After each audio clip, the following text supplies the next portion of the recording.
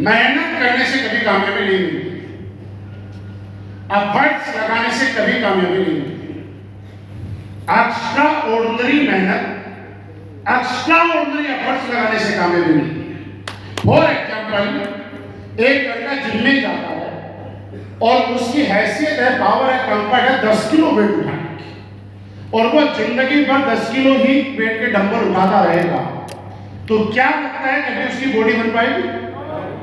आपसे पूछ रहा हूं, जवाब नहीं ना। जिसकी हिम्मत 10 किलो की है और उसने मेहनत करके, जान खींच के, ताकत लगा के, दर्द सहन करके 15 किलो उठाया, उसकी लेकिन जब वो 15 किलो की कैपेसिटी पे आ गया और उसके बाद 15 ही किलो जिंदगी भर उठाता रहेगा, तो बॉडी वही रुक जाएगी कि बढ़ती रहेगी? वही रुक जाएगी ना। अब जब वो 15 की औकात में आ गया, तब उसको क्या करना चाहिए? 20। अब जब भी वो 20 उठाएगा तो उसके दर्द होगा, उसको जोर पड़ेगा, ताकत लगेगी, दर्द सहन होगा, फिर एक एनर्जी लगा के 20 को उठाएगा, उसकी बॉडी बढ़ेगी थोड़ा ही ज्यादा। लेकिन जब 20 को उठाने की कैपेसिटी उसकी बॉडी में डेवलप होगी और जिंदगी भर वो 20 किलो ही उठाता रहेगा, तो क्या उसकी बॉडी और बढ़ पाएगी? क्या करना पड़ेगा? 25 उठाना पड़ेगा, 30 उठाना पड़ेगा, 40, 50, 60। और एक दिन 70 किलो का लड़का 80 किलो वेट उठाता है और जिम से जब वो बाहर निकलता है तो दुनिया बोलती है, वाह क्या बॉडी बनाई है यार। किस दिन? जिस दिन उसने अपनी ताकत, अपनी हैसियत, अपने वेट से ज्यादा वेट उसने उठाया। मतलब वेट उठाने से बॉडी नहीं बनती है, जो आपकी हैसियत है, जो आपका कंफर्ट है, जो आपकी ताकत है, उससे एक्स्ट्रा ऑर्डिनरी अगर परफॉर्म करते हो तो बॉडी बनती है। वैसे ही बिजनेस में होता है। हम लोग बोलते हैं कि एक आदमी है जो 8 घंटे नौकरी करता है, उसको 8,000 सैलरी मिलती है, और दूसरा लड़का भी 8 घंटे नौकरी करता है, उसको भी 8,000 सैलरी मिलती है। लेकिन अगर वो 16,000 कमाना चाहता है तो क्या करना पड़ेगा? ओवर टाइम करना पड़ेगा। यही सिखाते हैं ना कि उसको ओवर टाइम करना पड़ेगा। ये चीज हम लोग सिखाते हैं। यानी कि उसमें जो मेहनत कर रहा है उससे ज्यादा मेहनत उसको लगातार करते रहना पड़ेगा। जब जब ज्यादा एफर्ट्स वो लगाएगा, वैसे वैसे उसकी स्पीड, उसकी ग्रोथ, उसके बिजनेस का वॉल्यूम इंक्रीज होता हुआ चला जाएगा। मैं कहता हूं कि आज अगर किसी के पास 500 लोग हैं, कंफर्ट है कि मैं 500 लोग बैठा सकता हूं, आप आगे में 500 लोग बैठाओ, आपका बिजनेस नहीं बढ़ेगा सर, क्योंकि 500 लोग तो आपके पास वैसे ही एक्टिव थे ना। 500 लोग नेगेटिव थोड़ी, वो एक्टिव है, वो ग्राउंड पे है, वो लगातार मेहनत करते हैं, वो आपका प्लान बोल्डर करते हैं, वो बोल्डर लेके घर से बाहर निकलते हैं, वो रजिस्ट्रेशन करना आता है, सब कुछ आता है। लेकिन जिसकी कैपेसिटी 500 की है, उसने एक्स्ट्रा ऑर्डिनरी परफॉर्मेंस के तहत जिस दिन 750 लोग बढ़ा दिए, 250 लोगों में से अगर 50 लोग काम करने वाले और निकल गए, तो पहले उसके पास 500 लोग ग्राउंड में जाने के लिए थे, अब 550 लोग हो गए। आप बताइए उसका बिजनेस बढ़ेगा कि नहीं बढ़ेगा? यानी शर्त ये है कि आप जब जब अपनी कैपेसिटी, अपनी हैसियत, अपने कंफर्ट से बाहर निकल के ज्यादा ताकत लगाएंगे, तब तक आपके लोगों में, बिजनेस में वॉल्यूम बढ़ के आ जाएगा, काम करने वाले लोगों की संख्या बढ़ जाएगी। आपने 300 लोग बढ़ाए थे, 300 लोगों के 4 पार्ट होंगे। समझो होता कैसे है। आपने किसी ने 500 की कैपेसिटी थी, 800 बढ़ाई, उसका रिजल्ट कैसे आता है मैं आपको समझाता हूं। 4 पार्ट करो, 300 के 4 पार्ट कितने होंगे? 75, 75, 75, 75, राइट। 300 में से 75 लोग ऐसे होंगे जो महाकुंभ से अपने घर जाएंगे और उसके बाद धन्यवाद पी के जिंदाबाद बोलेंगे, कुछ नहीं करेंगे, कन्फर्म है, कुछ नहीं करेंगे गाड़ी में। कितने बचे? 225। 225 में से 75 लोग, 75 लोग आपके साथ 1 महीने तक काम करेंगे और 1 महीने के बाद फिर घर बैठ जाएंगे। कितने बचे? 150 लोग। उन 150 में से 75 लोग 3 महीने तक आपके साथ काम करेंगे, 3 महीने, फिर घर बैठेंगे। कितने बचे? लेकिन जो बचे हुए 75 है वो जिंदगी भर आपके साथ कंधे से कंधा मेरा चल रही।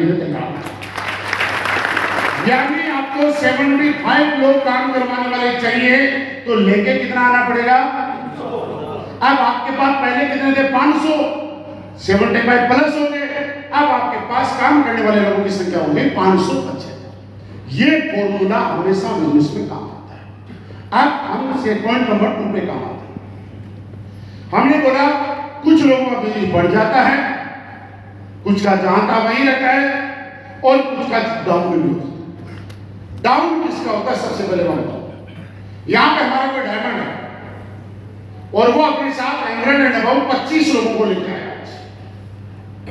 अब यहां से जाते ही डायमंड आराम से रेस्ट करेगा कि मेरे तो 25 लोग काम करेंगे, क्योंकि मैंने मेरा भार उतार दिया, मैं तो 25 लोगों को लेके आ गया, मेरा काम पूरा हो गया।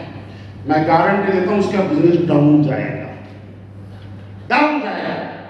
दूसरी कंडीशन है, एक डायमंड 25 को लेके आया, पहले भी उसके 25 लोग और डायमंड 4 घंटे घर से बाहर रहते थे, अब भी 4 घंटे बाहर रहते हैं, उसका बिजनेस जहां था वहीं रहेगा। लेकिन एक लीडर ऐसा होगा कि वो डायमंड इस मीटिंग से पहले पर डे 6 घंटे काम करता था और इस मीटिंग के बाद पर डे 12 घंटे काम करना शुरू किया करेगा। कौन? कौन?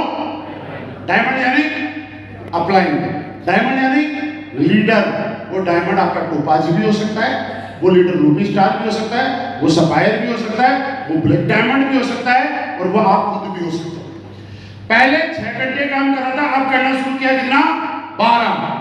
अब 12 घंटे काम करना शुरू किया, उसको 12 घंटे काम करते हुए देख के उसके जो 25 लोग हैं, 25 लोग, वो भी 6 घंटे की जगह 12 घंटे तो नहीं करेंगे, लेकिन 6 से 9 से 10 पे चलेंगे, और उस लीडर का बिजनेस डबल हो जाएगा। क्योंकि देखो एक चीज समझो, मैं 25 लोगों को लेके आया, 4-4 घंटे पर डे सारे काम करते थे।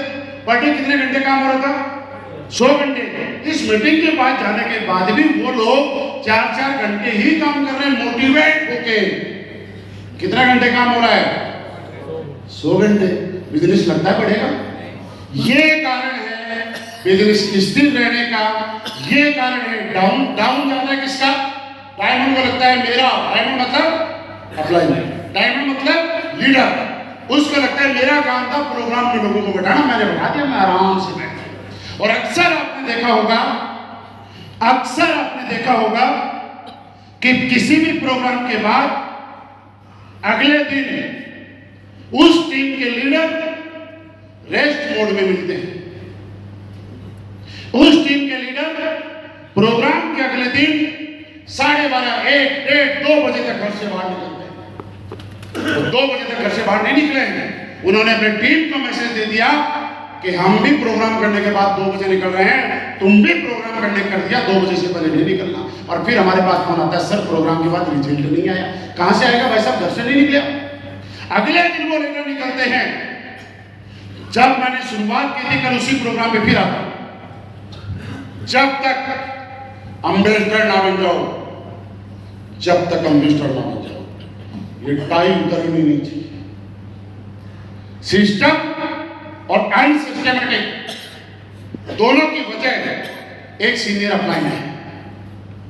जैसे ये डायमंड बिना टाई के घर से बाहर निकला, उस टाइम आप चेक करो, जो डायमंड मैक्सिमम टाइम बिना टाई रहता है, उसकी टीम सबसे ज्यादा बिना टाई के मिलेगी। जो डायमंड सबसे ज्यादा टाइम में रहता है, उसकी टीम सबसे ज्यादा टाइम में मिलेगी। यानी कि लोगों को डिसिप्लिन में लाने के श्रेय किसको जाता है? डायमंड को। और लोगों को अनडिसिप्लिन करने का श्रेय किसको गया? बाद में बोलेंगे सर हमारी टीम तो काम ही नहीं करती। काम कहां से नहीं करती भाई साहब? आप नेगेटिव एनर्जी डायरेक्ट कर रहे हैं। डायमंड का मतलब डायमंड लीडर नहीं है। डायमंड में जो शब्द इस्तेमाल कर रहा हूं उसका मतलब लीडर है। वो लीडर एक एमरल्ड भी हो सकता है, वो एक ब्लैक डायमंड भी हो सकता है, वो स्टार सफायर भी हो सकता है, वो टोपाज भी हो सकता है। इसलिए प्रॉपर ड्रेस के साथ आपको करते हुए इस काम को करना है।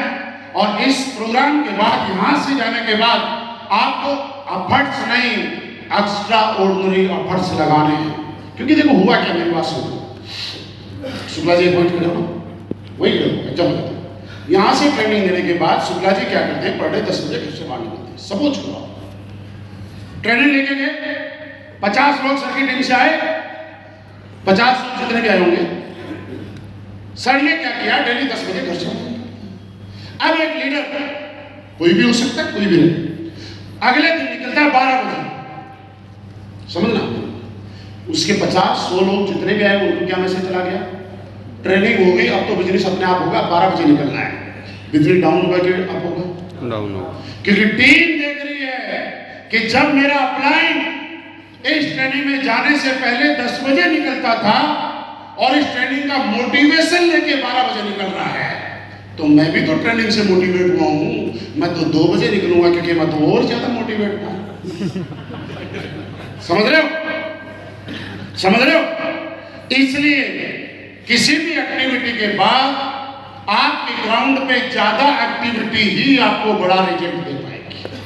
अगर आपको ऐसा लगता है कि किसी भी एक्टिविटी के बाद आपका बिजनेस में डेवलपमेंट नहीं हुआ, ग्रोथ नहीं हो पाई, उसकी सिंगल वजह है कि आपकी टीम और आपने ग्राउंड पे जाना कम कर दिया, एक्टिविटी कम शुरू कर दी। जब एक लीडर टाई लगा के घर से बाहर निकलता है, चाहे भले ही वो अपनी रिश्तेदारी में गया हो, चाहे भले ही वो हाईवे किंग पे खाना खाने गया हो, लेकिन उसकी टीम को ऐसा लगता है कि मेरा अपलाइन फॉलो करके आया है।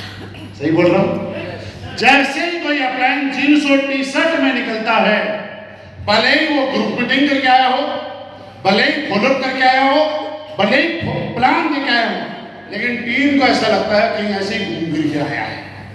गलत बात तो नहीं बोल रहा हूं? इसलिए आपके ड्रेस कोड का हमेशा महत्व था, हमेशा महत्व है और ऑलवेज महत्व इंपॉर्टेंस रहेगी। तो आप लोग यहां से जाने के बाद अपनी स्पीड को हमें ग्रोथ में बढ़ाना है।